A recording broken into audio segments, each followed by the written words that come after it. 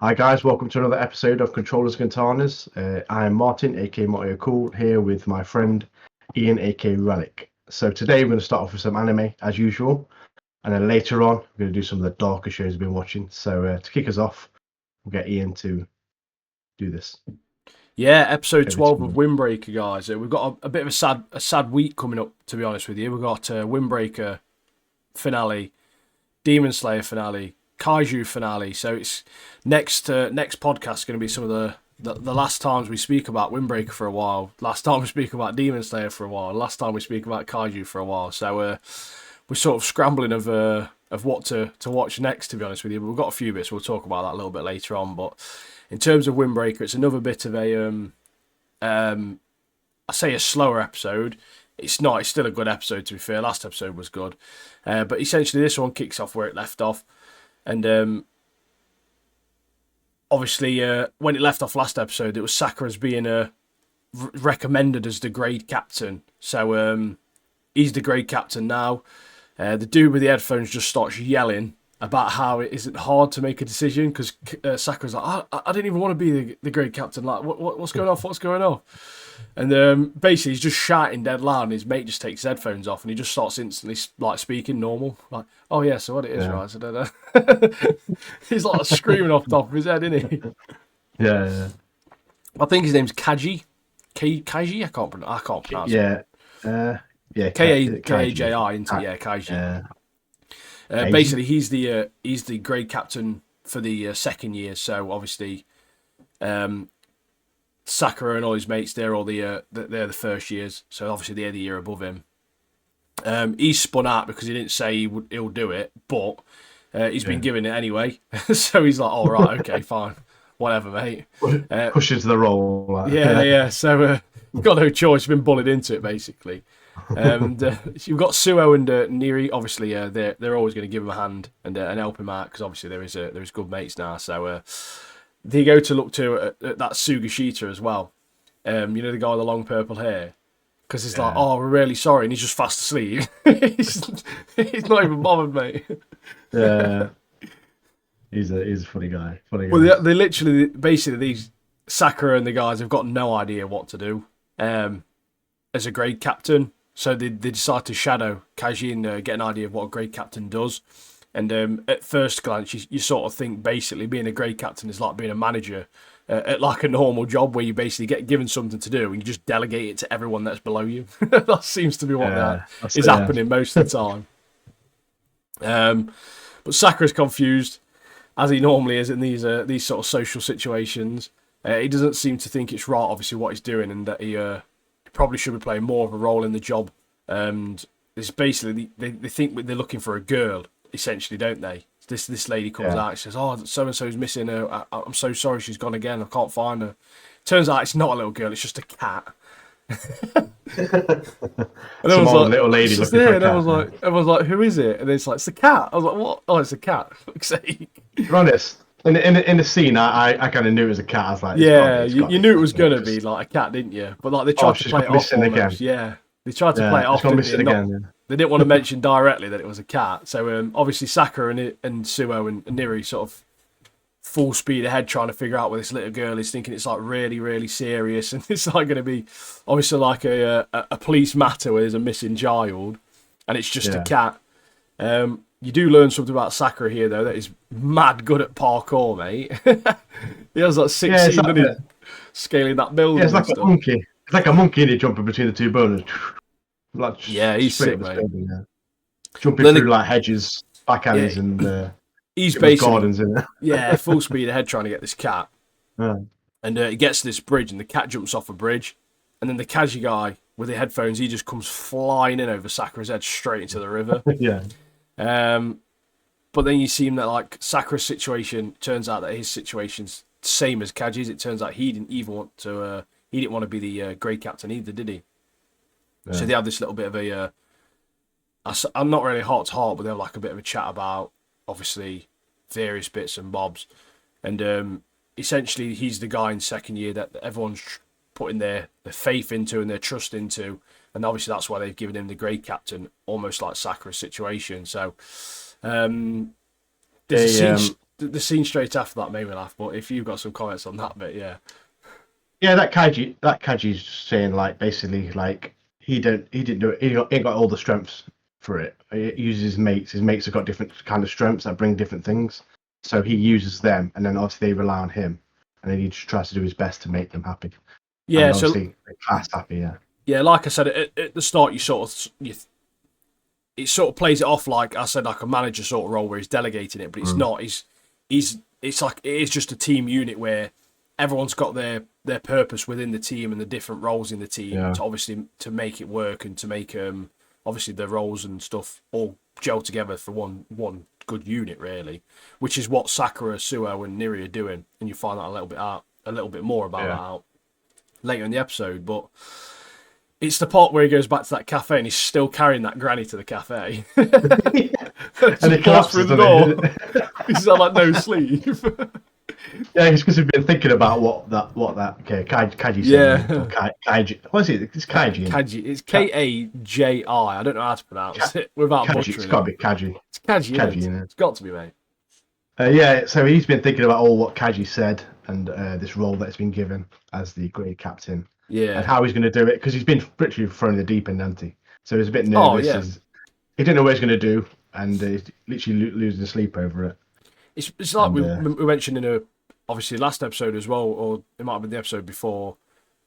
I think it was last episode actually, where he's got the phone out and he's making friends, because obviously he's been in this situation all his life where he's not really known anyone. He's always been on his own, and it's more of the social aspect of it. You learn from this episode more that it's essentially him learning social skills, like remembering his classmates' names, and the cafe lady basically says as well, doesn't she? Like he's afraid of building close relationships with people, and she's almost like you can tell she fancies him a bit, doesn't she? Really, let's be honest. Yeah. And she's obviously trying to get a little bit closer to him because she obviously likes him. But he's never had that. He's never had close contact with anybody. He's never had a father figure or those sort of aspects of a relationship and stuff. He's just not had them, so he's not used to it. So this sort of environment's completely alien to him. Yeah, and that, like you said, the cafe lady, she like goes, "Don't worry about the stuff you can't do. Worry about start on the stuff you can do." And like it says, like learn the names of all the classmates. Yeah, that could be a start. And I love the bit where she like says her name, and then the granny next to her. It's like, yeah, my name's Chiyoko or something. So she's like getting stuck in as well. Yeah, that granny's sick, isn't she? She's just there with a coffee, like, my name's Kyoko. That's like, it's funny that was. But yeah, it's going to start now to like learn the names, learn a bit of the background of the different classes, because obviously who will be assigning roles essentially in the future. So yeah. So you get this part where you get a typical Umameya moment where he's screaming over the tannoid, isn't he? Like it's just dead loud. Everyone's deafened by him. But yeah, so this entire episode essentially is Sakura's getting given the role as grade captain, and he's going through this little bit of a journey through the day and speaking to different people like Kaji and that sort of stuff as well. And obviously Suo and Niri, they sort of tell him what their different roles will be. So obviously Niri's very good with names. Niri knows all the names, which we'll learn in a second, because you basically get to see all the grade captains and officers, because basically Umame is saying all grade captains and their officers to the roof, like cause a meeting essentially. There's like a little bit of back and forth as well, isn't there, with Umame and the other guy just arguing like, no, you can't just start a tannoid, like, you've got to announce it first. What are you doing? Like, stop shouting, Dan. He's like, shall I start it again? He's like, well, there's no point now, is there? Yeah, I remember that. But yeah, so obviously like I mentioned, so Sakura's really overwhelmed because he's thinking now, I've not only got to learn all the classmates' names, I've got to then learn all the names of all the other grade captains and their officers and all these different other people, and he's like really overwhelmed. But you get this like a bit of a wholesome moment where Nira's like, oh, don't worry, mate, like I'm very good with names. And he just starts like, he just got all the names, like memorised them in a night, didn't he? Like, oh, I just memorised them all last night, I just went through them all. So obviously that's like Niri's role is helping him out with that sort of stuff in his memory. And obviously we know from previous episodes, Niri's good with abilities. I say abilities, but like fighting styles and stuff like that, and even down to people's hair colours and stuff. So you get that cool moment on the roof where obviously he's memorised all that, and as Suo and Niri just start to take the piss out of Sakura, asking like, "Do you remember our names?" Like, my name's Stuart, and I'm Neri, sort of thing. And he's like, "I do remember your names." Like, Yeah, because that bit where I think he like tells them to do something, doesn't he? And he's like, and he calls them by the name, and they're like, "What? What? You you actually call us remember? by name?" It's You like, remembered my name? yeah, they're not sure. He's like, "Yeah, you're my officers or whatever." I'm Probably really taking the embarrassed piss. into it. Yeah, yeah. Yeah, it's really embarrassed by it. Yeah. But this But episode no, ends, as I said, it's not really any fighter. It's more of another character building. It's more of a relationship building, giving Sakura these different relationships with more people. But and then you see the four kings of Bofjorn roll up at the end. yeah, that's it, yeah. And again, I'm left with a windbreaker episode. Well, I don't really know what's going to happen next. So Yeah. it's just some more world building here, and more character building, which I'm not complaining for. It's an enjoyable episode. I still liked it, and I do like these sort of episodes as well because you do learn more about the characters and obviously what their personalities are like and hobbies are like, that sort of stuff. And it does help you sort of like build connections with the characters and obviously want to watch it even more. So overall, it was a good episode though, and like we mentioned, me and Martin had a little discussion about it. The four kings of both your, there's like a girl there who rolls up. She's about 11'12", mate. She's an absolute giant, Yeah. isn't she? You're like, who is that? We're like, what on earth is she? I do like the bit. I do like the bit where you remember you remember it comes with all the four kings, and then like Sakura turns to Nire and is like, "How many grade captains is there?" And it's like, "No, they're not." Yeah, it's like, "How many more names do I have to learn here or whatever?" And then Yeah. it's like, "Yeah, no, they're the four kings of both Bofjorn." So like, And it's a and really they good episode. and they're Man. officers, and you're like, oh my god, how many Yeah. more names is there? Yeah. I mean, to be fair, I would struggle with all them names. Oh, I would, So mate. many people. Just call them mate, innit? Yeah, No, hell yeah. no. Youth, kidder, All right, friend. Yeah. howdy.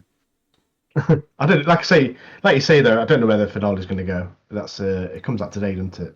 Which is Yes, it'll be yeah, out Thursday. it's Yeah, probably out now. To be fair, as we're recording. Yeah. talking about this right now. To be honest with you, but yeah, in my opinion, it's still another very good episode.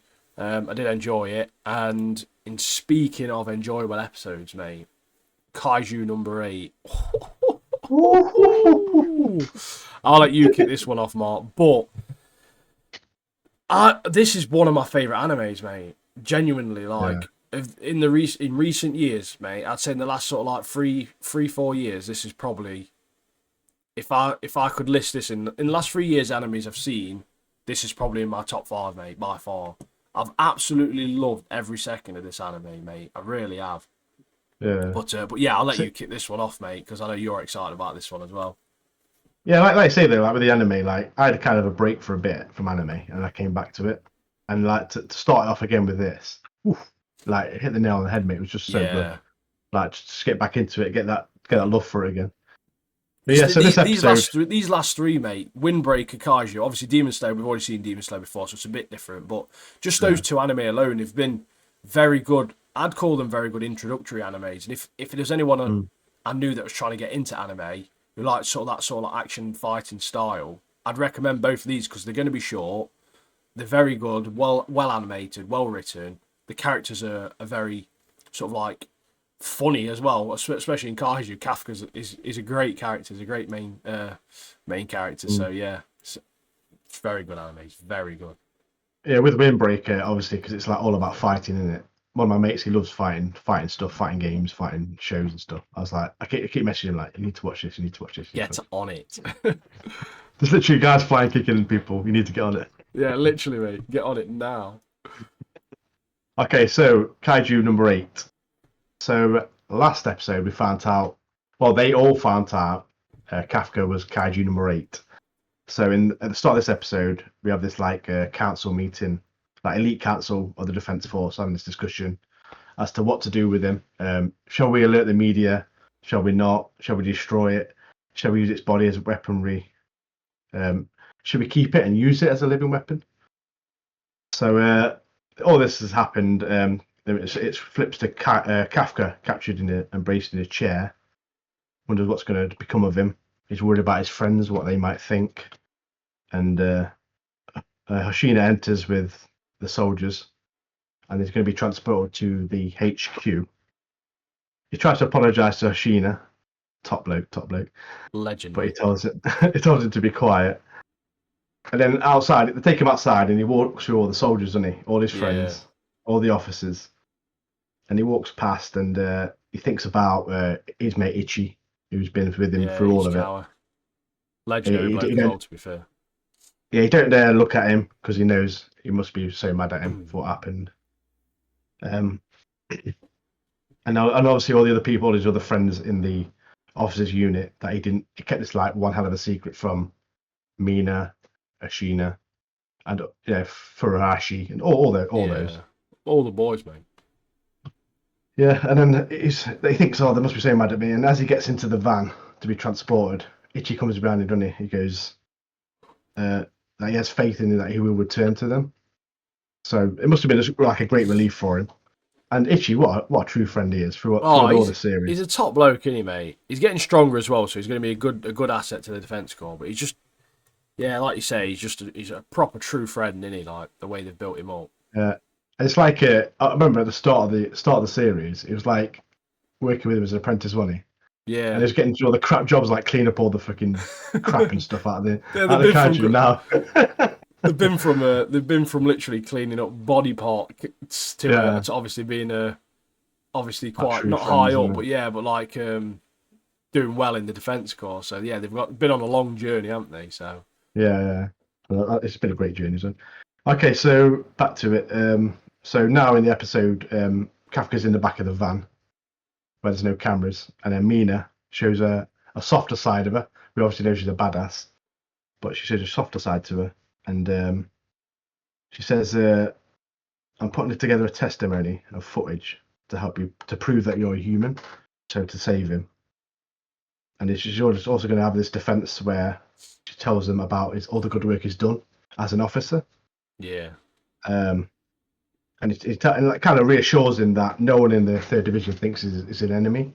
Yeah, well, she's like, as we know, she's known him. They've known each other since they were children, so she knows sort of like what he's like as a character, and she's a good character reference for him because she knows he's not a bad guy. All he's ever thought about is saving the world and joining the defence corps, and she knows deep down that he's a good guy. So yeah, obviously that whole moment was like so wholesome, wasn't it? You've got obviously that scene with him crying as well. Yeah, it's quite an emotional moment, but very. I thought it's a really good moment, obviously, because obviously all the way through the series you've seen Mina as like as badass, and then we have this moment, like emotional moment, where they're getting close. Obviously, they're old friends. Yeah. And they're all like a bit teary-eyed, aren't they? And then it's that bit where Kafka sits in the chair, ties him in, and then he goes, "Mina, can I still stand by your side?" In it, and then she's like, "Yeah, I'll always be waiting." So. I'll always be waiting, yeah. And I wrote that part down as well, yeah. Yeah, that's where the tears start falling. She'll always wait for him. I put proper cute, mate. Oh, the one bit that did make me laugh though is when Ichikawa was like, "Oh, we'll be waiting for you when you get back." The door closed. She's like, "Don't worry, he'll get 50 push-ups or something like that." One thing I'll point out for this as well that threw me off: there was no dub version this week, and I've been watching it in dubbed.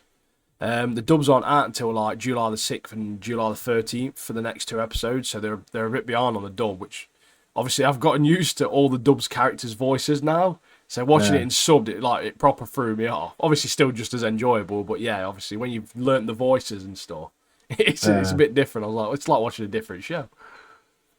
Yeah, I was thinking about this bit as well. Like, like Kafka's been caught as a kaiju. I mean, how many times has this happened before to him? Like, there must be going into the unknown kind of thing. Like, what? It's the first time it's ever happened in history, isn't it? Yeah. As far as obviously the recorded history that they know of. So, yeah. Yeah. So obviously the thing is always going to be like obviously destroy him and stuff, but this is like a kind of different situation. So obviously no one knows which way it's going to go. Like, can we put a defense in with him? Can we save him? So it's all kind of up in the air, isn't it, as to what's going to actually happen. And this part as well, Hoshina, as people know from listening to this, Mano Martin's favourite character is 100% Hoshina in this. Firstly, you see his fangs again. He's got the fangs back, mate. They drew the fangs back in this episode.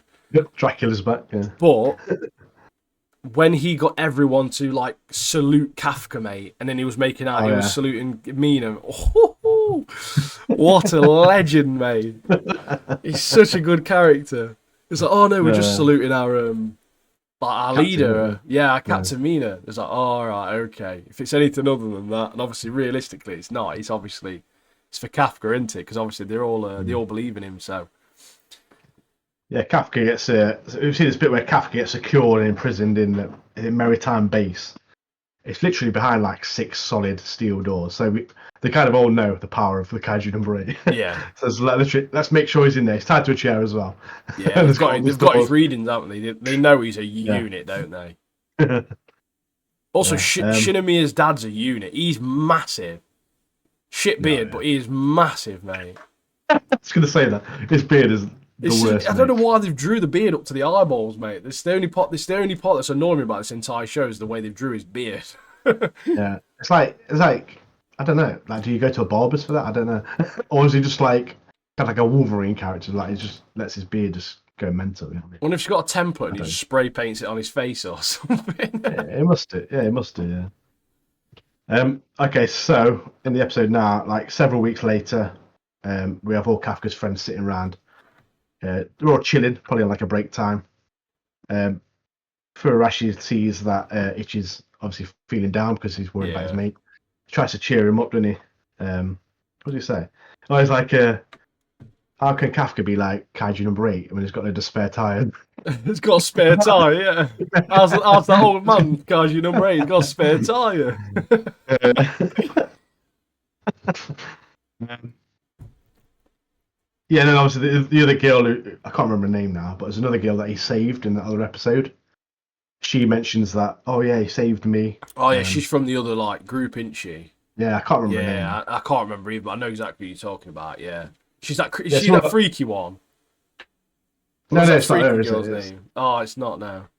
She was like one of the leaders, wasn't she? Best Yeah, this girl character. who Kafka saved, she's like, oh yeah, he saved me from a kaiju, and he helped us fight the kaiju, like pointing out their weak Finding the points and stuff weaknesses like and stuff, yeah. that. Yeah, and then Furuhashi's like, oh yeah, he also saved me. So Yeah, they're all they're all missing him. vouching. Obviously, they know, and obviously, Hashina knows from fighting him that he had no intentions of fighting back, or obviously there was no anger or anything like that. So, yeah, he's got his entire team's behind him. It's like proper loyal, mate. Even that big guy, Yeah. he's sick as well. I'm starting to like him. That big tough one. Is it Ao? Is it Ao? Yeah, I didn't write his name down to be honest with you, but Is it Io? Yeah. yeah, but even he's like obviously vouching for him as well. It's like, look, he's part of our team. Like he's part of squad, whatever it is, or Yeah. whatever. And he's like, he's one of us. Like we've got to stick by him. And our mate, our favourite mate, Ashina. We have Legend. that Mate. bit, don't we? We have that bit where he's standing there deep in thought, and then one of his officers comes up and goes, "What do you reckon will happen to Kafka?" And he's like, I don't know, but we're gonna have to get him back because I want to fight him again. I want to fight him again because he was holding back last time. Yeah. I want him to be like kind of full force, and fight with full force. Yeah, because I think he's thinking in a way like, now I can literally train with a genuine kaiju now, and I can get stronger than ever, sort of thing. I mean, it's awesome at the moment, but imagine like if he gets all that training with Kafka. Oh and yeah, stuff. the He'd experience. be a beast, mate, a beast. The unstoppable force. Yeah, then we have this bit with Shinamiya's dad in it, the guy with the beard, crap beard. So she goes in to talk to him because she knows what's probably going to happen. She's probably going to get killed off, and she tries to plead with him, doesn't she? She's like, "Oh, Yeah. he saved me. He helped out. He's a really nice guy. I've got to know him. He's saved your daughter, pretty much." And then he shows her the X-rays, doesn't he? Oh He yeah, shows the the X-rays. core. Yeah, there's like where his heart is. It where his heart should be. It's like you can see his core, can't you? There's a core, yeah. Yeah. So he's obviously it's all kaiju. It's nothing human about him, kind of thing. But they don't know that Yeah. that kaiju is literally inside of him, though. He's like, do you know what I mean? Yeah, but he's just looking for an excuse to kill him. Yeah, off, oh yeah, 100%, 100%. Yeah. And it's like, what did you say? Oh yeah, when Shinamiya's like walking off and she like turns, kind of faces her dad like, I kind of believe in him, so kind of do your best, but then find out. Yeah, he says something as well that annoyed me. Something about like, oh, what are you here for? To tell me about your failures or something. I was like, shut up. Oh yeah, straight away. It's like, Yeah, shut up, mate. I don't like the guy, but obviously later in the episode he does some good stuff, doesn't Yeah, he's a badass, mate. He is. Them gauntlets, mate. he? Yeah. So I mean, he's I cheating, think. to be fair, though, let's be honest. Oh yeah, yeah. He's using kaiju power into. So we have that bit, don't we? On the roof, like you were saying earlier, with the big guy. AOE, isn't he? Yeah. Is it I? Something like that. Anyway, Harurushi. Is it Haruruchi? Is that relaxed on the roof, chilling out? Probably been a long day. And then that big guy comes in. He's on the phone. Sees him. He hangs up, and then he kind of asks him what he was on the phone to, and he was speaking to a guy. He is it a commander? Yeah. Yeah, an old From what commander he from used the to do. JS. Yeah, and he wants to try to introduce him to someone important in the defense corps, isn't it? So they can help Kafka. So everyone's all looking out for Kafka. They all want to help him in their own way. Yeah. And I mean, this guy is kind of like through the whole series. He's a bit like keeps himself to himself, doesn't he? But then you find out he wants to help Kafka as well, and obviously, he don't want any of his team to be hurt in any way. You don't want to lose anyone. No. I thought that was a pretty nice point. A bit of a Yeah, it's point, character point, isn't it? AOI. Kaguragi. Kaguragi? Kaguragi. AOE Kaguragi. Something like that. AOE. We'll just call him AOE. AOE, yeah. I think that's what it is anyway. I think I remember hearing the subs saying it. But yeah, do you want to carry on? Do you want to tell us more? Yeah, so we get this coming up. Yeah, we get this point where obviously Shinami's dad goes into they're in this big like chamber thing, and there's like Mina and I think Shinamiya as well. Kikuru, she's watching, I think, from the stands as well, if I remember right. Yeah. And there's all these other like obviously these other HQ bodies, obviously assessing the situation, and Shinamiya's dad's.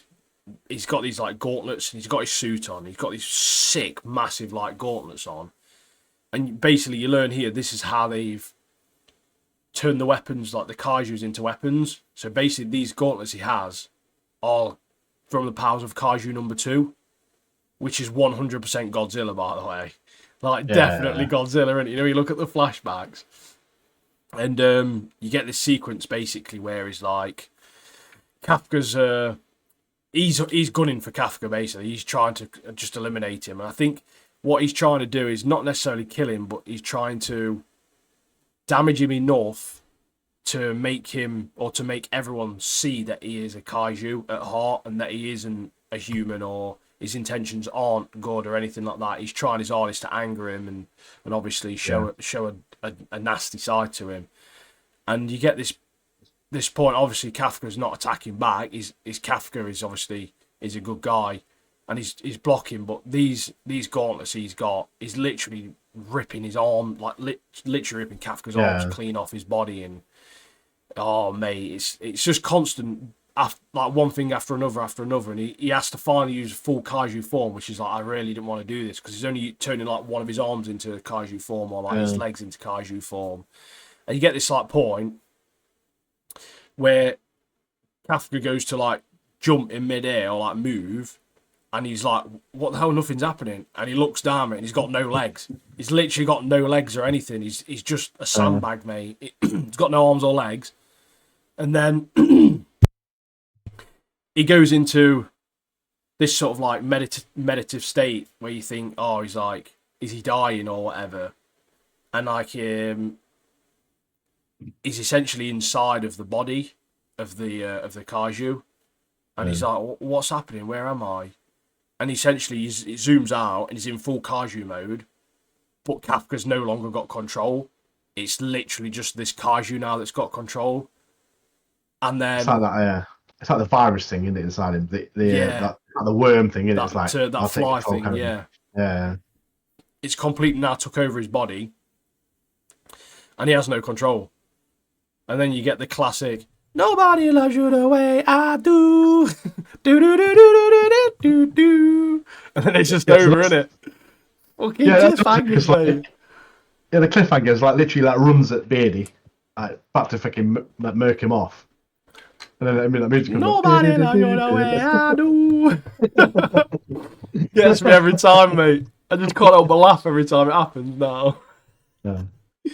So do you reckon? I've got a question for you. Do you reckon the next episode will be longer than half an hour, or do you reckon it'll be the same? I think it'll be the same, mate. But purely Can they wrap because it up? Can they wrap it up in? because it's been like a standard 12 episodes sort of like season. I feel like it's going to be. Mate, I'm dreading the episode 12 cliffhanger, mate. Because how many years we got to wait for the next season of this? Do you know what I mean? It's going to be at least 1 year. Knowing anime at the moment, it's going to be about 2 year wait, mate. Look at Hell's Paradise. That came out in like 2023 or something, like beginning of last year. And the next one's not due till like Q2 of 2025. I can't wait that long for Kaiju number 8, mate. Do you know what I mean? It's ridiculous. We'll wait around forever, won't we? But saying that, we have got a load of other anime to watch. But I am loving this show, so I want to see more. But yeah, I really do hope though, like you say, I hope it's at least like a 40-minute episode. I mean, I don't know how they're going to wrap it up in like 23 minutes. Maybe they will. Like, maybe they'll find a way. Or maybe they'll just, like you say, just one thing will lead to another, then it'll be just a massive cliffhanger, and then we'll wait for like 2 years and forget about the cliffhanger. We're like, what's that about? We'll have to rewatch the last episode just before it starts again. Yeah. Oh, yeah. Oh, that's what happened on this one. But yeah, another awesome episode from Kaiju number 8, man. It's going to be emotional next week when we're doing the finale. Yeah, it is, mate. I'm actually going to shed tears, I think, from all these finales. You know what I should do? Like, maybe not on podcast, but off podcast, do like a tier list of characters. Oh, yeah. From Kaiju, innit? I know it would be SS for me. We'll do more, mate. We'll do Windbreaker, Kaiju, and Demon Slayer. We'll just do like our spring character tier list, spring anime character tier list, mate, from the spring animes we've been watching. Yeah, that'd be sick, that one, yeah. Yeah, we'll do that. That sounds sick, to be fair. What we got next, then? We've got Demon Slayer. Demon Slayer, mate. Now, this one was a longer episode. Not much. It was like 34 minutes or something, wasn't it? 30-something minutes. 31, wasn't it? 31. It weren't long. Oh, yeah, it was like half an hour rather than like 25 minutes or 24 minutes. We were promised 40 minutes according to the geezers online, but they lied to us. So apparently the next episode, the last one's going to be an hour, but they've already let me down on the 40-minute episode, so I'm not too sure if it will be a half an hour or not. I mean, an hour or not. But again, it's another cliffhanger at the end of this episode, isn't it? But we'll get back. We'll get to that. We'll get there. We'll get there. So I really enjoyed this episode. I thought we had some character building from the Stonehasher. Stonehasher, yeah, I've learned a bit about him. Found a bit backstory and some shocking things what we found out about him. Oh yeah. Oh, heartbreaking things, mate. Do you know what I mean? Yeah. Right. Do you want to start or do you want me to start? The first note I put is Tanjiro learns you never skip leg day. That's the first thing I put down, mate. I love the first bit, obviously, because like Tanjiro like pushes that. He's pushing that rock from last episode, isn't he? Yeah. The boulder. And then Inosuke is like looking at him. It's like so we got Zenitsu who's like praising him, isn't he? And then Inosuke is like, I could do that. He can't beat me to that. And he like jumps in, doesn't he? And just like pushes it. Classic Inosuke, isn't it, mate? He's just so competitive, isn't he? So yeah, he's just that pumped. He's that pumped, mate. He's like, I'm gonna do it as well. But then you got to the scene as well after Tanjiro's finished pushing that boulder, and he's leaning against it with his eyes fully popped out his head. He's just dead dehydrated, isn't he? Just fully died of dehydration on the floor. I like the bit like he's like, oh, I'm gonna die here. And he does that, flashes all his friends in his head, doesn't he? And then the Stonehasher like pours that water on him, doesn't he? And he's like thanking him, like, oh, thank you. And then he's like it starts pouring in his mouth, doesn't it? It starts pouring the water in his mouth. It's like drowning him.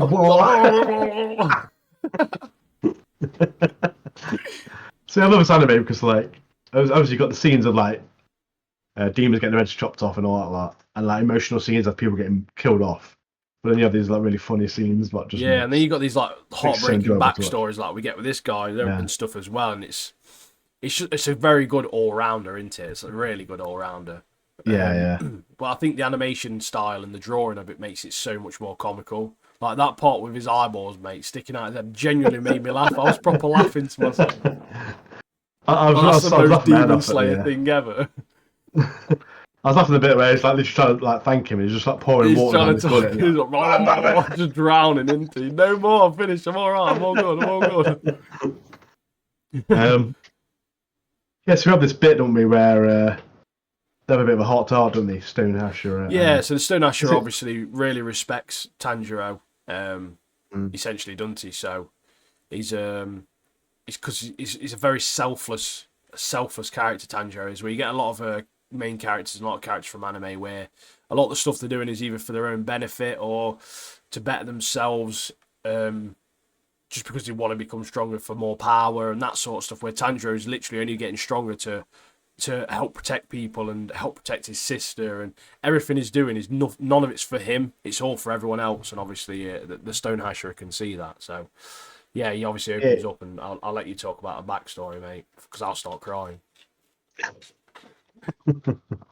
So yeah, going back to what you were on about, like he's praising Tanjiro, and Tanjiro is like, it wasn't all me who, because it goes back to the Swordsmith village, and Yeah, it's like your actions there were really good. You saved a lot of lives, and like kind of ignored your sister being there, and like ignored like focusing on her, but like focus on the villagers. And then Tanjiro was like, no, it wasn't me. It was Nezuko who kind of pushed me to make that choice, because obviously he was only thinking about Nezuko at the time. But then it led him to save these villagers. But then he goes into a bit of a backstory, didn't he? And his yeah, backstory. Woo! Right, so heartbreaking. I've got notes here, so I'm going to try my best to give his backstory. So Bit of he justice. was so he was raised. He was raising an orphan children in a temple. And we have this scene where they're all sitting down eating food. The food looks beautiful as well, isn't it? It's like rice and fish. Yeah, They're all having a laugh. They're all getting on so well. And then we have this bit because obviously Stonehasher is like really skinny into at the time. We have this little girl, a cute little girl, gets her plate, goes, "Oh, do you want this? You can have mine because you look like so like skinny or whatever." I basically like you, yeah, you get a good meal down you. Um, and then he says thanks, but he's like, no, you enjoy. Um, I'm like this. I'm this build because I'm always like focused on training, isn't it? It's really it's focused on training, and like hunger doesn't really bother him. Anyway, the girl takes the food back, and this little cheeky kid goes, "Oh, I'll have the meal." Just I'll trying have his it, mate. luck, If you don't want it, and I'll have it. then they all have a bit of a laugh. But yeah, points out that here, like all these children here, they all get on like a family. They're all from different backgrounds, but they're not like united by blood, but obviously the act as a family, which is really nice. But then this one night, one of the children, he looks like a young man, really, he does like a child, but Yeah, looks like a little young man. crap haircut bloke. He's been out messing around, doing whatever was in the town or whatever, and he comes back late, but he's followed by a demon, isn't he? And the cheeky little bugger, to save himself, he points to the temple and says, "Don't kill me, kill all these people in this temple," which happen to be Stone Asherah and 8 children. Anyway, And to that do is this, that's obviously the Stonehasher's first.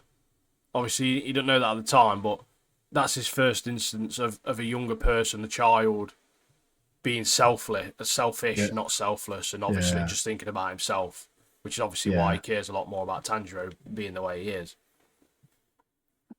yeah. So Stone Asherah, he tells Tanjiro that where he used to live, they used to have this, he used to put jars of incense to ward off demons, basically.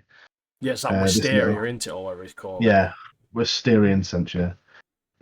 So the kid breaks all the jars, gets rid of the incense, so nothing's protecting them. And then we have this big, massive demon, big, beefy demon.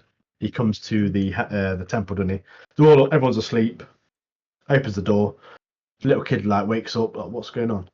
And then literally, demon swipes like 4 kids dead straight away, doesn't he? Yeah, just starts going mental, mate.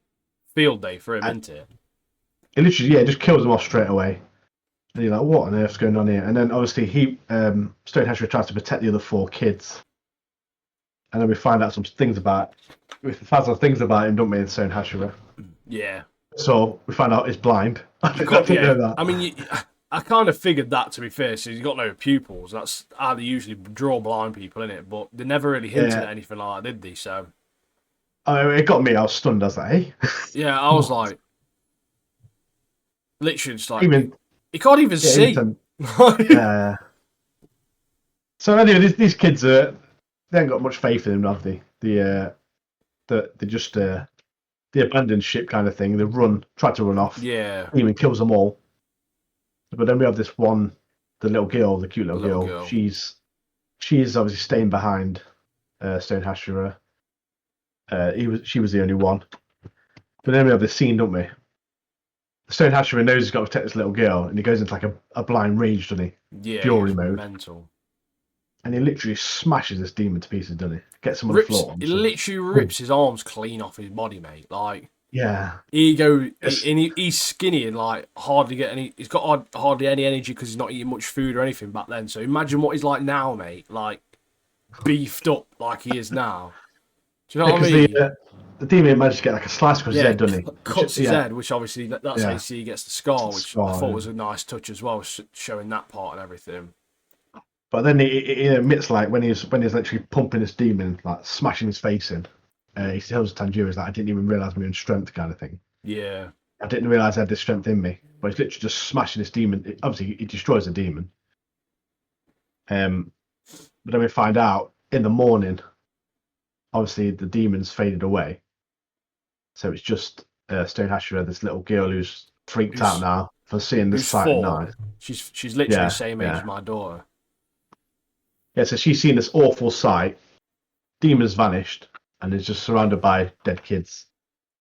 So the little girl kind of tells the villagers that it's a Stone Hashira that's the monster, and he murdered them all. And then we have the scene where he's in prison, don't we? Well, this prison is about to be executed, but obviously it tells us that the master kind of intervened and kind of saved him from execution, basically. So this bit really made me laugh as well. I think I mentioned this to you at work the other day when I saw you. It wasn't relevant to this story, just in general. But that kid is 4 years old, same age as my daughter, and trust me, mate, kids tell the wildest stuff, mate. Like they legit say the wildest stuff. Like their imagination's just mad. Like at school, they had this lesson where they're teaching the kids how to brush their teeth properly. And my daughter goes to her teacher, oh, I've never brushed my teeth before. What? You literally brush your teeth. You brush them like in the morning and at night time, twice every single day. She was wearing, in winter, she was wearing a long sleeve t-shirt underneath her school uniform. Told her school she was wearing pyjamas. I was like, what are you on about, mate? You're not. You're trying to get yourself taken off us or something, like neglectful parents or something. So, like, I knew just watching that scene, it just made me laugh as well because I just know, like, kids around that age literally just chat to rubbish half the time. I remember you telling me that at work. You're like, what do you mean? What do you mean you don't brush your teeth? What do you mean you don't brush teeth, mate? But yeah, it's so basically this little girl had done him over, hadn't she? She'd done him over. Fully. She'd do that to me, she would, Ava. I'm telling you now, mate. Just protected your life, and now I'm not getting done in for it. Nice one. Yeah, and then the Stone Hashira, obviously, he's told a story.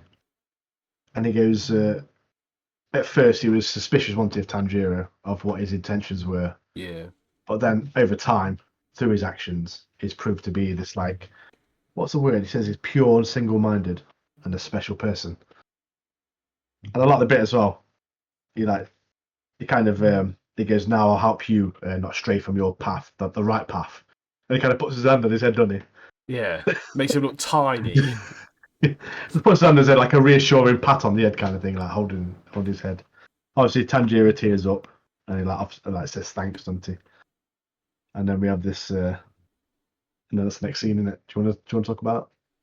Oh, so you get to that's the point where Inosuke. Yeah, that's all. Tanjiro's having this. I can't remember the guy's name now. You like him, don't you? What's his name? Genyin. Genyin, yeah, something. Genyin. So Inosuke's obviously having this. Tanjiro's having this chat with him, and he's like, well, yeah, oh, I can't do it. And he's like, I can't use breathing techniques. And he just goes like, you loser, you can't use breathing techniques. And then you get this cut back to, and then like you get this thing where like Tanjiro's trying to shut him up, and like the start of this little brawl, it cuts back and Tanjiro's just sitting on Inosuke. Proper funny, man. You know what I like about Genyon? Like, it was that season. I think it was season 3. I think it was. What was it? Season 4.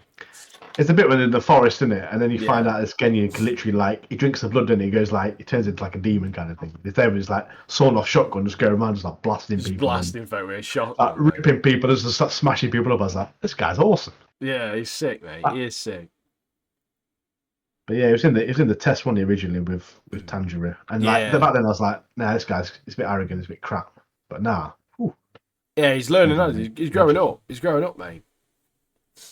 They have that bit, don't they, where they're talking about, because obviously he can't use techniques, can he? But he's become like Stone Hashira's apprentice, hasn't he? Yeah. And this doctor's like looking into like his blood and stuff, isn't he? Is that right? Yeah, it's something like that. Yeah, they're looking into. He obviously consumes demons, doesn't he? Basically. Yeah. So they're looking into his like health conditions and stuff like that. Yeah. Make sure he's all right. It's like, oh, you're all right then, yeah. It's like, as long as your health's all right, mate. That Gyu and Shinazagawa, or whatever his name is, fight. Oh yeah, that was sick. That was proper good. Because I'm such a whore for animation as well, mate. Yeah. That was such a like pleasant fight. That was, mate. So good. So nice to watch one, and obviously both of them are really giving their all, kind of thing. Even though it's like a training battle. Yeah. Yeah, that part where Tanjiro thinks they're actually fighting. He thinks they're like had an argument, not that they're training. And he's like, "Oh, you really like red bean paste, blah blah blah." Like, and Shinazagawa, he's obviously getting so annoyed because he already hates Tanjiro, doesn't he? And he's like, he don't know what to say. He's like, red bean paste, I like red bean paste as well. And he just uppercuts Tanjiro, mate, straight into the sky. He wakes up like 2 weeks later, doesn't he? Literally wakes up, and he's like, "What's happened?" But then Gyu's like, "Oh yeah, I'm glad you've told me about that because I'll just carry some red bean paste around with me in my sleeve. Next time I see him, I'll hand it him because I don't know how to talk to people, sort of thing." He's obviously just trying to befriend him, isn't he? He said it doesn't say. It's like, "Oh yeah, now I know this. I can give it him every time we meet, and we become good friends." Then we have that crow in the tree, doesn't it? It's like, oh yeah, moron. Don't bother. Don't bother, moron. Like some like troll crow again. Those crows are legends, aren't they? But yeah, him uppercutting Tanjiro and storming off was dead funny, mate. Yeah, that Sheena, when they're fighting, doesn't he comes in like trying to break him up, doesn't he? Yeah. And that Sheena guy's like, he goes, "Get out of the way, fool," or whatever. I guess, what happened to that restraining order, isn't it? Because they had a restraining order, didn't it, when they started fighting? Scrapping. Yeah. I thought it was funny.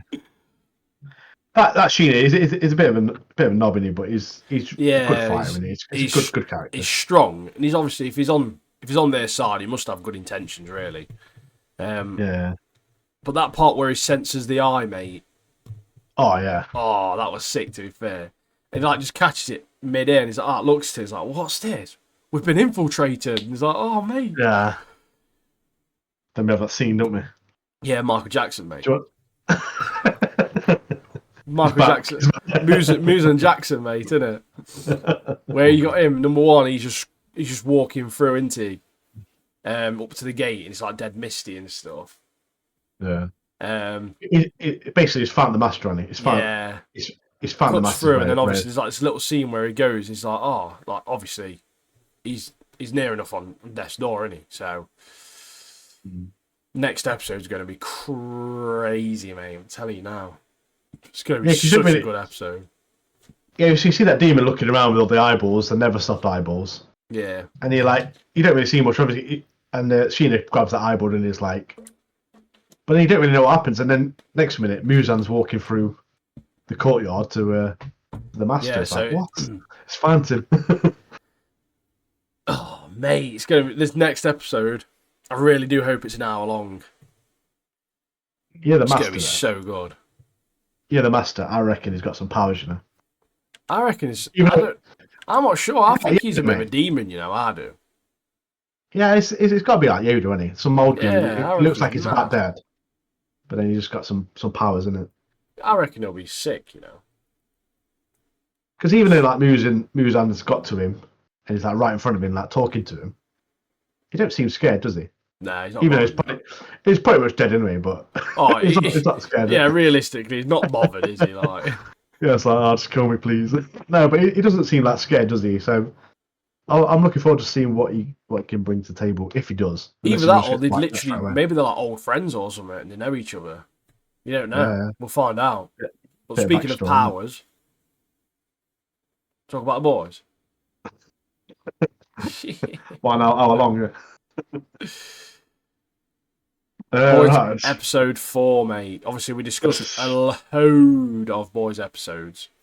So this episode was funny, wasn't it? This episode, there's so many laughs in this episode. Oh, mate, this was. I think this was the best episode so far.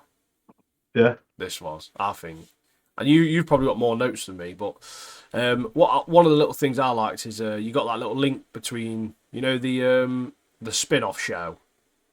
There's like an advert on the TV that came up. yeah. It's like, Like oh, a news Monica report, and her friends, blah, blah, have gone missing off the face of the earth or whatever. And I thought, oh, so they finally tied that into obviously the main show then. So we might learn a little bit more about that because they've dropped that. Hopefully later on in the season we might sort of figure out what happened because obviously Homelander turned up in that last episode, didn't he? So I thought that was Yeah. pretty good how they finally tied that into the main series. But the whole Yeah, Homelander going back to the lab, mate, all of that was just so good. I'm not gonna, obviously we'll discuss it as we go through, but again, mate, Homelander's carrying this series, mate, isn't he? He's so good. good. Yeah. So He is the good. best character in it. Yeah. He's like, there's parts of this that even made you feel sorry for him as well, isn't they? So like they've proper humanised him now with this episode, I think, and some of the stuff that happened to him, obviously growing up, and you sort of feel sorry for him. You can sort of understand why he is the way he is as well. Yeah. Thing is, with shows, like I don't know if you're like me, but I love like a good villain. Yeah. In anything like Batman, obviously villains, the Joker in it, such a good character. In Yeah, anything, like villains, you always see that thing villains. like if you hate the actor, like if you hate a villain, you know the actor they're doing a good job, like the actor's doing such a good job because Yeah. Homelander as well is such a complex character, isn't he? And Anthony Starr who plays him, it's just I mentioned it last week, but he just down to the way he like twitches his eye and like his facial expression and just his body language is so perfect for this character. It's unbelievable, isn't it? Definitely deserves an Oscar of some sort. Oh yeah, or whatever the TV show version is. Yeah. So this episode starts from last episode. We had Homeland look in the mirror, didn't we? And all his like faces tell him what to do. And one of the faces tell him to go back to where it started. So he returns to this lab. I just love the bit. He goes down. He's got his cake, and he like a cake for all the staff Whale working cake there. or something. And like, I remember that the atmosphere is like dead awkward and it's strange. And they're like, "Hello, what are you doing?" They're like, "What are you doing here? What are you doing back here?" Hello, Like, John. what? It's Homelander. Yeah. But Hello. can you imagine? You knew what? Like, you must know if you were there. Like, what's he doing? This must be. Oh yeah, must you're not be going to start noise. slagging him off, boy, because he just lays me Yeah. straight away. You're dead, aren't you? But yeah, so during the episode we have Sage has arranged this 6-hour long Vought News network Special, innit? special. Yeah, it's called the Truth Bomb. Basically, she's going to use Firecracker to expose more on Starlight, make up a load of crap, bring out some truths, and just really destroy her. Really, Yeah, just bring it down. That's Just it. make people hate her. That's it. Wipe her out, basically. But this speech actually takes place right outside Their Starlight's. headquarters, doesn't it? Yeah, Starlight's party office or whatever it is. But, Yeah, it fits back to Homelander, doesn't it? Oh, Homelander and Frank. well, it's that oven bit, mate. Oh, mate. So basically, like Homelander's going through this process where he's like, oh, and so you know that over there, I've got memories of you making a basket. You throw a piece of paper into the into the bin and celebrated. Like I really remember it. It's like, you probably don't remember it, do you? You don't remember it, do you? It's like, come on, help, join me. Like, make a basket. And they're like throwing this paper into this bin. He's like, do you want to know why I remember it? He says, so when I was in there and you was blasting me with fire, it might not have been affecting my skin, but I felt it because obviously he was young at the time, like a teenager or whatever. Yeah. And obviously he's going through all this intense pain all over his body from the extreme heat, whilst he's watching these people outside, like, doing daft stuff like throwing a piece of paper into a bin and celebrating it while they're literally setting some kid on fire, essentially. So he's like, he's got so much like anger and obviously resentment towards him. And then he basically says, "Anna, why don't you go and get in the oven?" And mate, he turns it on, and oh my god, mate, it is brutal, isn't it? Yeah, it's like you get in the oven. It's like you get in the oven or put your whole family in the oven, kind of. It's like, yeah. And literally just sets him alight and it burns into. It just turns it on, yeah. Crisp, yeah. And he literally just disintegrates, cremated him basically. So basically, he's obviously there to get his own back on the people who experimented on him. Yu is on a mission as well, trying to get some V because his obviously dad's dying. He thinks if he gets the V, he can inject his dad with V and hopefully save his dad by giving him powers or whatever is going to happen. Yeah. And mate, he's useless, isn't he, on this bit? He trips over a forklift fork. Like, what are you doing, mate? Like, that bit was proper stupid, wasn't it? I remember when I saw this, because obviously I work with forklifts in the warehouse. And I was like, rule number one, when you stop using a forklift, put the forks down, mate. It's health and safety. Literally, mate. Some idiots left a fork club and obviously he's ruined Yui in a scene. He's done him in, mate. Straight away, done him in. Someone needs to get the flipping health and safety officers down there because the place needs shutting down, doesn't it? Let's be honest. So this is to do with Kimiko's mate, in it, from the past. Yeah. So obviously you got that thing with Kimiko. Together. Yeah, Kimiko went last episode with Frenchie who was off his head, started killing all those people. Yeah. So basically these have tracked down Kimiko and they're trying to fill Kimiko in, essentially. So Yui just gets caught in the crossfire. But it cuts back to like that deep and firecracker singing, mate. Up where we belong, isn't it? Private Vault Network TV material, that is, isn't it, mate? Yeah, up where we belong. I was like, what on earth's going on here? Also, you find out that Firecracker's basically a paedophile. Because when she was like 20-something, she had sex with like a 15-year-old. Because they're trying to blackmail her, like, they bring Butcher back to help him out. Butcher's trying to blackmail him with our mate Mother's Milk.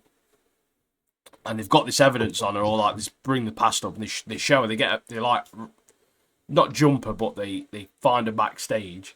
And she clicks send, like, she literally doesn't care at all. And, yeah, so she clicks send on this this news article from, obviously, a while ago of her and this 15-year-old. So she's just not bothered, mate. And then she goes on stage, doesn't she? Like confesses what she's done. Yeah. And then she gets forgiven by this priest. I was like, what? Ezekiel, mate. It's proper cool. It's proper cool, innit? They're proper cool. Yeah. So this is a priest of Starlights, isn't it? Like an old priest. Is it like holy camp or religious camp or whatever? This guy, obviously found out later, he's got his long arms, hasn't he? Long arms and legs. Stretchy boy, isn't he? Yeah. It's like Stretch Armstrong, isn't it, back in the day? That oh, yeah. It's like Mr. Fantastic, but he's not fantastic, mate. Do you know what I mean? But basically, A-Train's... Yui's asked A-Train, look, if you get me this V, I'll forgive you for what you've done to me and stuff like that. So A-Train, obviously, I think he's trying to get a bit of forgiveness. And Homelander's essentially stole all of the V and hid it in his room. And A-Train goes into Homelander's room, first finds that jar full of pubes, mate. And then he can hear like a buzzing. So he goes up to this like bookcase, presses a finger in, it's breast milk in one of the things. Yeah. A-Train's like, what? Like proper spun out. Like, what's going on here? And then he finally finds the V, and then Ashley walks in, and Ashley's left a shit in Homelander's toilet. Oh, she that's left that floater in the toilet.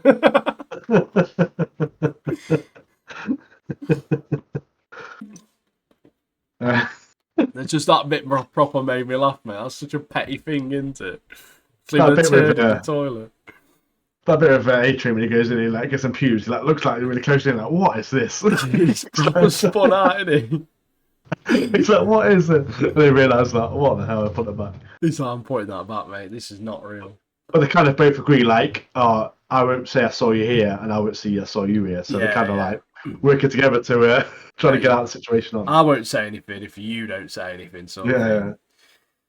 But obviously, we're getting back to Homelander back at the obviously the facility that raised him and created him. This bit, and he's got his old mate Marty. Not Marty D, not the one and only Marty O'Call here, mate. It's a different bloke. I won't do that. I won't do that. You get this bit of a backstory, basically, where Marty gave Homelander the nickname Squirt when he was a teenager, and he walks him over to this room and says, "Oh, I remember it was in there," and it's like we was being watched, sort of like Big Brother was watching us at all times, like all eyes were always on us. It says that we worked out that you had so many minutes or something every single night where you weren't being watched. So Homelander would use that to masturbate, essentially, because he's like, this is the only time I got any joy. He was like 15, 16. So the only time I ever got any joy of my day was doing that. And one day he was like, I didn't finish in time, and you saw me with my trousers down, and then you nicknamed me Squirt. And you started laughing at me, and it's like, obviously, it made him feel like crap, as it would. And then you get this bit where he's like, do you know what, Marty? Go on. You masturbate. You do it. And he's like, what? He's like, you do it now. Also, and we'll all watch. Yeah. And we're all going to watch, and we're going to laugh at you. And he's like, if you don't do it, I'm just going to burn your dick straight off. Like, I'll just burn your dick off. So he's obviously, Marty, bless him, he's trying his hardest to try and get it on. He obviously can't, peer pressure and all that. Starts spitting on his hand, trying to get him to work. And he just burns a hole straight through his dick and his arse. And I was like, what? You could literally, there was a hole all the way through like a cartoon, mate. I was like, what? I like the bit as well that Homeland's like, your life is literally in your hands. Because if he doesn't do it, it's just done, basically. And I was like, you say, he like burns... He burns a hole in him, and I like the bit where everyone's like, "You got dick blood on my boots, Marty." Yeah. You got dick blood on my boots. Yeah, that scene was so funny. It's proper funny. It's funny because he got his own back kind of thing, but it was like, you're like, what the hell's going on here? Yeah, it's so barbaric as well. Yeah. So it cuts back here to Kimiko and Huey. Kimiko gets blasted clean in half, doesn't she? Oh, yeah. Like, mate, her intestines are everywhere. I was like, this is mental. But her power, she's basically Deadpool. Like, she just regenerates, doesn't she? Like, we found that out. From the baby arm to everything, she's just Deadpool, essentially, isn't she? Yeah. So, obviously, she's come back. She's had a little bit of an exchange, hasn't she, with that woman who she knows from her past. And... it's just that woman's like, I hate you, like, you dragged me into this, you made me fight, all this sort of stuff. So it's sort of like Kimiko's fault that this other girl is in the situation she's in. Or so you think so far, anyway. That it might be different, you don't know, we might learn something else, but... she just basically leaves her. Remember that scene before as well, like, Kimiko, it kind of arms Huey for what's going to happen, because obviously these grunts and this woman are coming. Yeah. They're coming for him to kill him. And then I just like that fight that Huey has. It's so like lame, innit? Like, it's got this like, is it like a locker drawer on his arm, like a shield? Yeah. And it's got like a Stanley blade. It's like fends this guy off. Next minute, just slices like all his limbs, doesn't he? Slices across the neck, slices his stomach, and then slices that leg as well. I was like, from literally like getting owned, he just literally destroys this guy, doesn't he? Yeah. And obviously, Kimiko blasts the other guys in the head, and then we just have that, like I say, that scene with where Kimiko's blasting against the wall. It was grim to watch, but... Oh, yeah. You get this spot as well where they've sent Frenchie, essentially, haven't they, into Firecracker's trailer to try and find something on her and see if they can get some sort of like dirt or whatever on her. And that Ezekiel bloke finds him. What I thought was cool was, you know, when he starts stretching and he frees his arm and then like smashes it. I thought that was well sick, mate. That was. Yeah, so Frenchie gets thrown out the window, doesn't he? He gets thrown out the window of this RV. And then Butcher comes in, doesn't he? And then he tries, like I say, he tries to grab Butcher, doesn't he? But he freezes the fire extinguisher, doesn't he? Oh yeah, he starts Yeah, doing that, and then he starts getting strangled, and then it goes through yeah, to basically Firecrackers released this information on Starlight having an abortion, and she's basically like, yeah, "Oh, she's a baby killer. Why do you want to be involved with this baby killer? Blah blah blah. She's not a Christian. She doesn't care about it. Instead of letting this baby go to a loved home and these parents that love it, she decided to murder it and all this like proper typical American sort of like stuff. And yeah, obviously she loses it, doesn't she? And she starts smashing Firecracker to bits on stage, mate. Like yeah, absolutely dished. Like it's about time Starlight did something pretty cool because her acting skills are naff, mate. But this fight scene was wicked, mate. Like just absolutely obliterating Firecracker. yeah. So yeah, this has been Sage's plan all along, isn't it? Just to get Yeah, like her beating someone to death. Well, not to death, but like really giving someone a good hammering in front of all the cameras. All the cameras are watching. being a So this is brute a rep. essentially. This is a rep. This is a rep gone, mate. Gone. Yeah, just trying to make her snap. And you get this part as well where Butcher sort of like is fading out, and then he like comes to and he just guts. Ezekiel's been blown to bits, like it's bits of him everywhere. Um, my thoughts are Ryan's potentially saved him. You know, do you think? Who do you think might have saved Uh, him? I think it's. I think it's personally. I think it's Butch's power. He literally just could blow up and just. Oh, do you reckon he was? Yeah, He's like yeah. lost it, and then Because like because he he took did V. take V, didn't he? Yeah, I Yeah, suppose he's he had did. V, hasn't he? So. He said he didn't do anything. So yeah, But maybe. if Ryan saved him, he would be still there, wouldn't he? I reckon it'd still be. Yeah, but I don't know. You know, It's still because with listening. Homelander not wanting Ryan anywhere near him and all this sort of stuff, I don't know if No, he'd have done it in secret. That's what my thought was. But I didn't even think about that. That's a good theory. That no. maybe it's like self-destructed or something. Yeah, that's what I mean. Yeah, like a self-destruct and then it comes back together. I don't know. I don't know, but Yeah, obviously the other episode's out today, isn't it, as well? Um, the brand new episode's out today, so I'll be yeah. watching that. I'll be watching that tomorrow and be enjoying that because there's a lot more of. There's a lot more other stuff to come that we're going to talk about that is shown this next episode what's coming out. Oh yeah, So of course. R.I.P. so, Frenchie and Colin. yeah. So So obviously, yeah, go so on, this Mark. bit I'll let normally you go. I'll where let you go. Yeah. so we had this bit like early in the episode, Frenchie's talking to Colin when they're in bed or whatever, and he's like, because what can you remember that what happened to your family or whatever? Basically, it's all his family got killed. Colin was hiding under the bed, doesn't he? And you see this like is it gunshots in it on like gun wounds, Yeah, like bullets on scars it. and stuff in it on the ankle. Yeah, on the ankle of the killer. Obviously, you don't see their face. And then we have this bit where Frenchie's like obviously et up about it, and he's like, "Look, I'm the one who killed." And it literally shows his ankle, doesn't he? With all these like wounds on his ankle. Colin battered him, doesn't he? Batters Starts him. laying into him proper. Which you would, wouldn't you? Oh yeah, And of it's kind of course. like, yeah, yeah. And it's like, if I ever see you again or whatever, I'll kill you. And then he like floats off, doesn't he? But then we have the scene, don't we? A-Train gives the Huey the V, doesn't he? He gives him the V. Oh yeah. Uh, and he's seen by Butcher, isn't he? And then Butcher's like tells Huey like, this is a dangerous path to go down, you know. I've been down this path, I know what it's like. It's awful. It's like no coming back from this. And then we have a scene where Huey goes to the hospital because obviously the V's for his dad because his dad's dying. He's sitting with his dad, and then he kind of like a change of heart, doesn't he? And he like leaves. He puts his coat Yeah, he down. goes to like Goes to vending get machine. goes to the vending. He gets some coffees for him and his mum, and he comes back, and someone else has injected the dad with a V in it.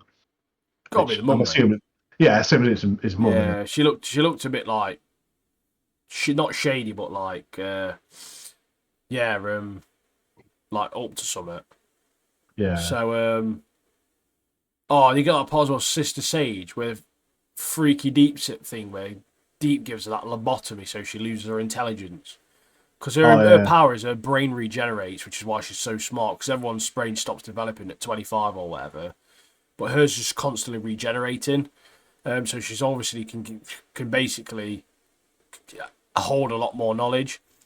And yeah. she gets the Deep to give her a lobotomy, so she loses intelligence, so she'll have sex with him, Yeah. basically. Because in the last episode, they both had sex, didn't they? And then the Deep goes up to her, like to talk to her. And obviously, because she got all the intelligence back, she's like, "Who are you? You're like a vile creature, or whatever." And he's like, "What?" And obviously, we have this scene here. But obviously, we find out that Sage to kill Sage ultimately was to destroy the heart, in it, Yeah. because a brain regenerates. So It's like my heart So doesn't, but my brain does. yeah. So you have to get staked through the heart, mate, like a vampire. Got to. It's the only way. Killer. It's the only way, mate. Yeah, so, yeah, then the end scene, don't we, of Homelander is literally in the lab, is literally destroyed everyone. Bits everywhere, body parts, heads, limbs everywhere. And that Barbara, who's like the kind of leader of the the lab, she's kept alive in this room where Squirt was. Left him all but, so she's there to watch, and she's locked him in that room, hasn't they? So Yeah, there's just at the dead end of bodies it. everywhere, isn't they? Literally just everywhere. So he went back to his past and destroyed it, got rid of it. Yeah, Basically. erased it. Yeah. Erased it. We've got some more House of Dragons to discuss. We've got 2 episodes. And this is dark as well, isn't it? Very 2 dark. episodes of House of Dragons. Yeah, so this so House of Dragons, we've got 2 episodes, like Ian said. So at the start of this episode, we have a bit of Winterfell, don't we?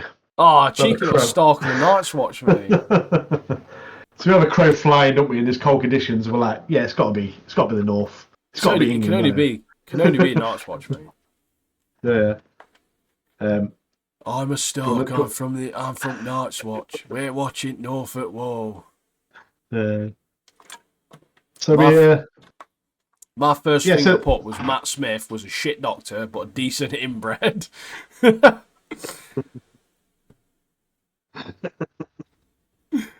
be fair, like I said, I was talking about this on me. Like, if you've ever watched The Crown, he plays Prince Philip in that, and he's really good in that. I didn't watch him as the Doctor Who, so I won't know. But in this series, he's my favourite character. He's a good actor, to be fair. I just don't like Doctor Who. That's the reason I put that. I know someone who does. Yeah. So talk about it. Oh, Pezza shop. Where do we start with this one then? Well, my notes for this aren't about story necessarily. Like, my second note is I forgot how long Eamon's head is. Like, I've just got notes like that, like, because his head's dead big in it. Like. So we alright then. So we have this the crow flying to the Winterfell, isn't it? Is it the Winterfell or the wall? The wall, isn't it? It's the wall. Yeah, it's the Night's Watch, innit? It's like the wall. Yeah, just with not the. And then it is the crow flies to Winterfell, and then we find out the narrator tells us that in Winterfell, all the king was it?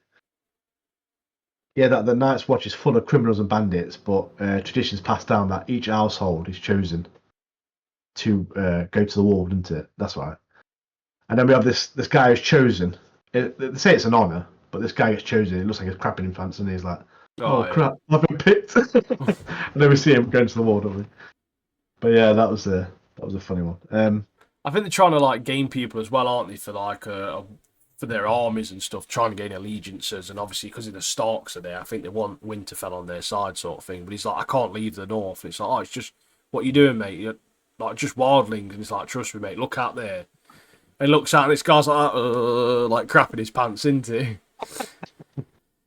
Yeah. So like you say, like these 2 armies. Up from the last episode, we know that Luke, the son, one of the Queen's sons, got absolutely obliterated, didn't he, by that big dragon. Oh yeah. Aiming on that big dragon. So each armies or each queen's trying to get, like say, allies. The Vale, Winterfell, all that lot. So trying to get their army's bigger basically, and they've got all these people to call on, haven't they, whenever they can, when this big war happens. What else you got any notes? I put obviously how frustrating it must be dealing with Aegon, because obviously he's quite an immature king, isn't he?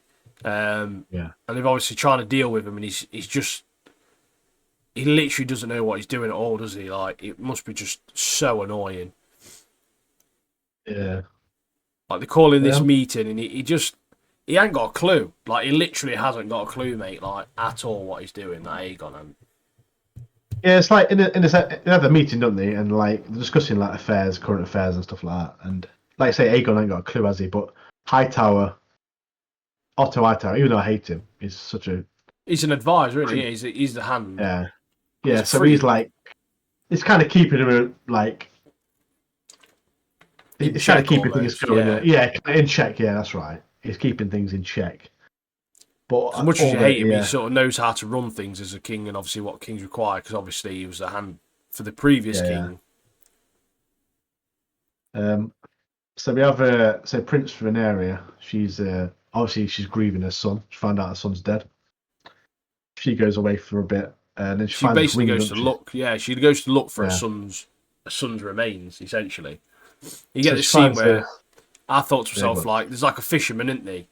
Yeah, And he's just on the beach, and he looks up, and it's just a dragon. I just thought, like, how mad it would be if dragons just were real, and you just look up, and it's a giant dragon in the sky, mate. I'd crap yourself, wouldn't you? I'd be like, oh shit. yeah, yeah. You're like, is that seagull? No, it's getting close. Oh no, it's massive.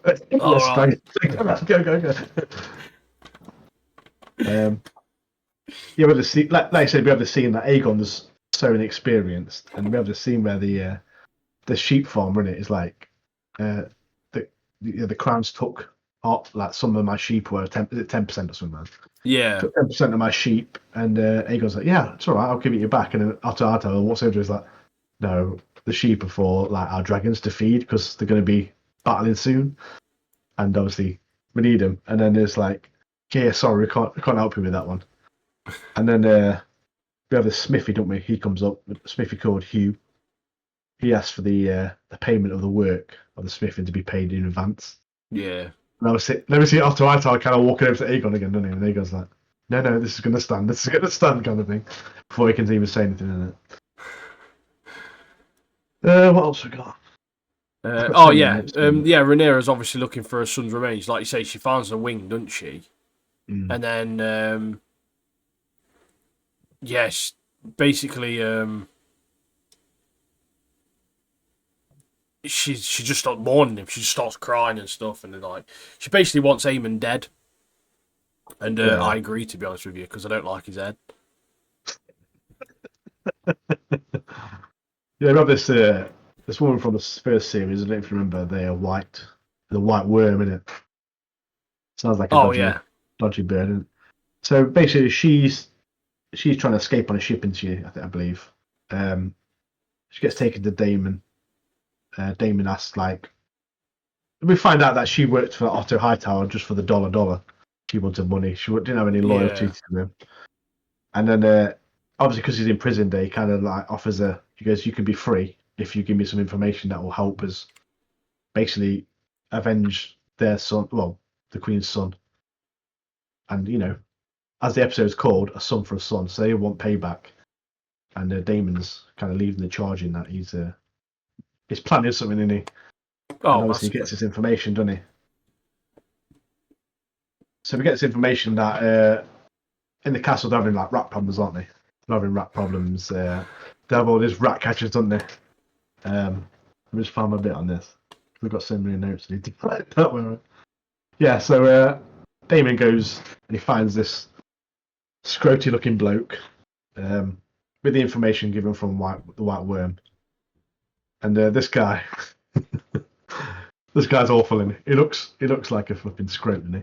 Proper. And yeah, so he goes. This guy's a rat catcher, and he goes, yeah, I know these tunnels under the Red Keep better than the Oh, shape of my I, own cock. I know these tools better than I know the shape of my own cock. When he said that, I was like, you what? That's proper Westeros talk, that is, isn't it, mate? It's something I'd imagine that they'd say, Fable was like R-rated or something. That's definitely something that they'd say in the Fable, mate. Anyway, Damon asked him because when he entered the city, or whatever, he had his hood up, didn't he? And he's got this like soldier on it, it's big boy soldier with Yeah. him.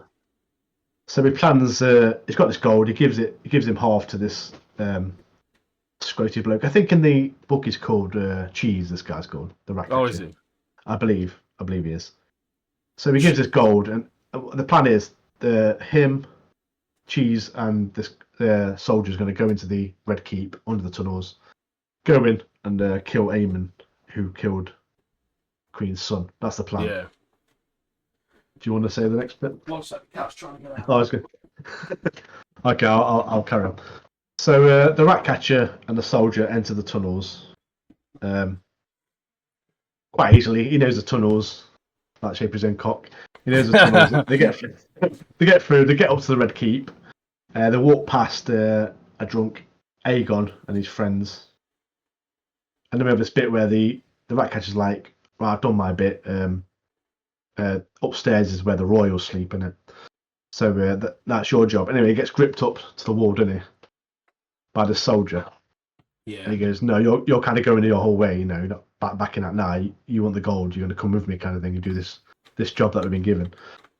Anyway, the first worst bit of the episode, he gets let go and he kicks the dog, doesn't he? Kicks the dog, man. And I was like, if he kicks a dog, if there's a guy kicking a dog, I kick his teeth. But now I've remembered he ain't got any teeth, has he? So that'd be a waste, wouldn't it? I put, he kicks that dog again and he's dead man. I was literally what I put.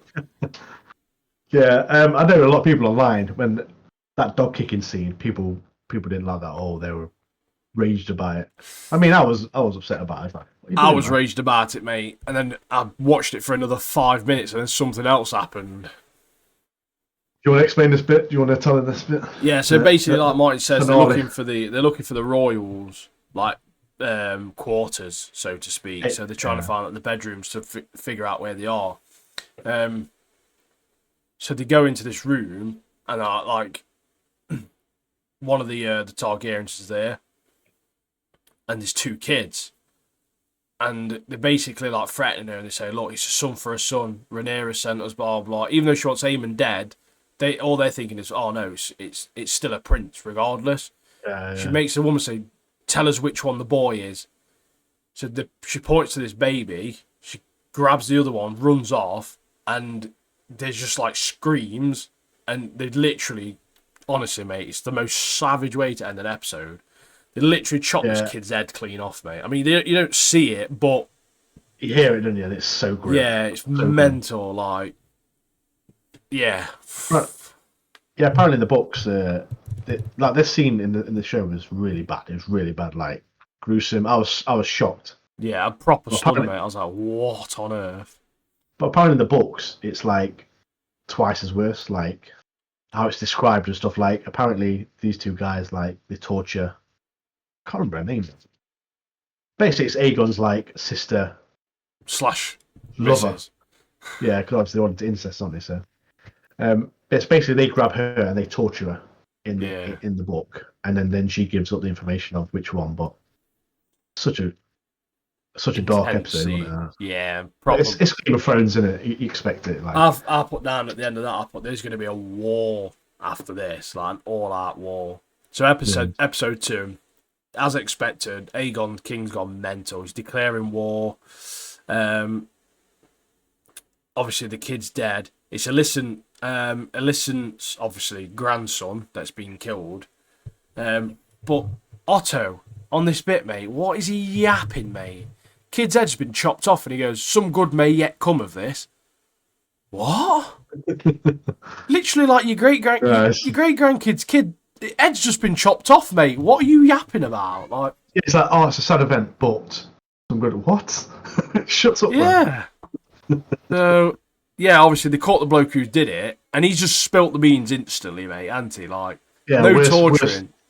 Yeah, worst guy. I think he sees the torture weapons, and he's like, "I'm having it." Yeah, he's like, "Nah, I'm out, mate. This is it. I'm done."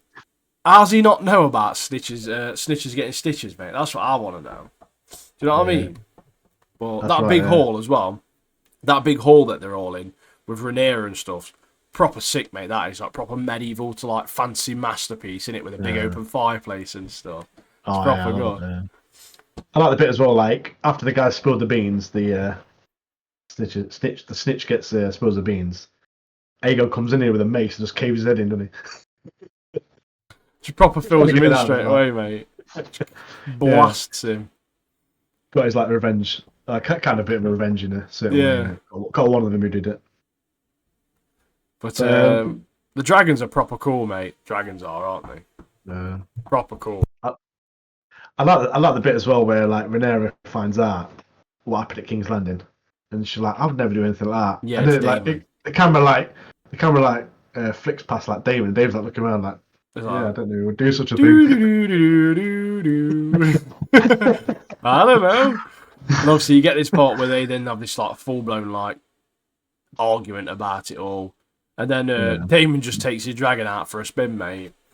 Yeah. Well, I reckon he's gonna third party this entire thing. I reckon he's gonna take Dragon out for a spin. And he's gonna try and get his own allegiance, and I think because he obviously knows what he's doing. He's obviously the strongest one out of the three, and I think he's gonna form some alliances, I do, and take it for himself. But Sir Kristen, mate, I hate him. I do. He gets bitchy because she's not putting out and stuff. Yeah, because when all this was kicking off, the kids' heads getting chopped off. He was shagging the Queen, money. Like that's all he could do, isn't he? He was just shagging the Queen. Yeah, that's all he does, mate. So then he, because he was not on his post at the time, takes out the other guy, doesn't he? The other poor guy. Yeah. What's his name? Literally. Is it? It's Eric, isn't it? Eric, I think. Is it Eric? I think Eric's Eric. The good guy. It's Erryk, isn't it? Sir Eric. So he's like a twin, isn't he? Yeah, he's got a twin brother. And he basically he sends him to try and kill Rhaenyra on his own. So he's like, "Oh yeah, but your twin brother's there, so you can just pretend to be your brother." So I want you to go over there. But then you get this scene of Aemond who's just fully naked in a brothel, curled up like a fetus, mate. Proper just made me laugh at it for some reason. It looks like an ancient like alien skeleton that's been found in like South Africa or something like that. Something dead random, mate.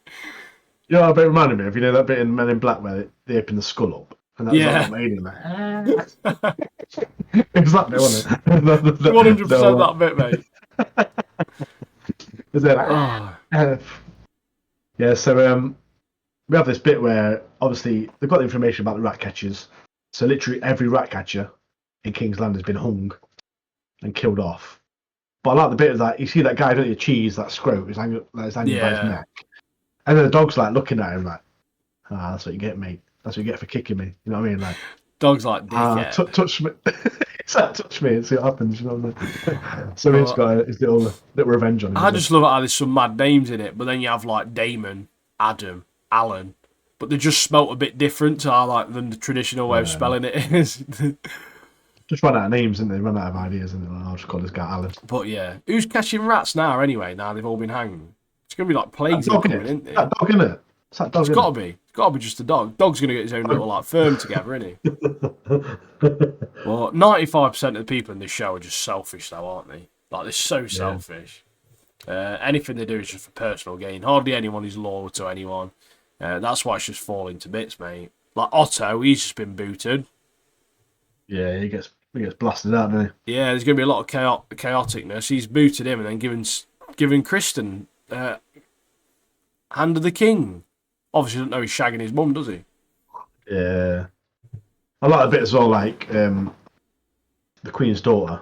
Obviously, like when she runs off with the kid, she runs into them two getting at it, don't they? Yeah. And then the Queen all the way through the episode is like, yeah, you're going to forget what happened or what you saw or whatever. Like trying to cover it up in it. And it's like, yeah, what you saw, don't worry about it. Or something like I want to. He's like trying to cover it all up in it because it's. I'm not being funny, Mum, but kid's head's just been chopped off. I'm not really bothered who's shagging. You know what I mean? Yeah. But bigger things to worry about. Yeah, there was that like whore information like woman, want they? Yeah. The white woman. Who's basically sorts all the information out for Damon and gets all that info, and they've basically told her to go. They've let her go free, and then luckily they did at the right time because that Sir Eric comes up and she figures it, obviously notices him straight away, so he gets into the castle and she's obviously gone and alerted everyone. We get this like proper acolyte situation where they're twins, but they both got same hairstyle, both got same beard. Like, yeah. I think Eric is the good guy, the good version, isn't it? I don't know what the other guy's called though. I think that's their surname. Is it? I think so. Yes, I don't know. He gets through the castle, doesn't he? He gets through the castle pretty well. Yeah, he gets through there. Just keeps Scoots through the walking through. shadows. Sees him, doesn't he? Notices that he's not wearing a helmet, Yeah, so then he takes his helmet off. yeah. But then you get this like proper bro versus bro, like dead dirty scrap, don't they? Where he cuts him, and the part that got me is when he started digging his fingers into his wounds. Oh, mate. It's a bit as well that they're all like, which one's which? I don't know what's Yeah, going on. mate. I still don't know who killed who. Because one of them killed the other one and then killed himself, but I still don't know which one it was. I'm assuming the one that killed himself was the one who was protecting Rhaenyra. Yeah, because he goes he kills her and then she's like, oh, Eric. And then she's like, yeah, I'm sorry, Queen, or whatever. And he like, Yeah, falls on his sword. drops himself on his sword, yeah. Drama, mate, that was. Guilt, mate. I can imagine the guilt, though. Oh, yeah. Yeah, it's like, forget This one, at the end of this episode, is just Alicent being fingered. Like, that's literally the end of the episode, isn't it? Getting finger blasted by Sir Kristen.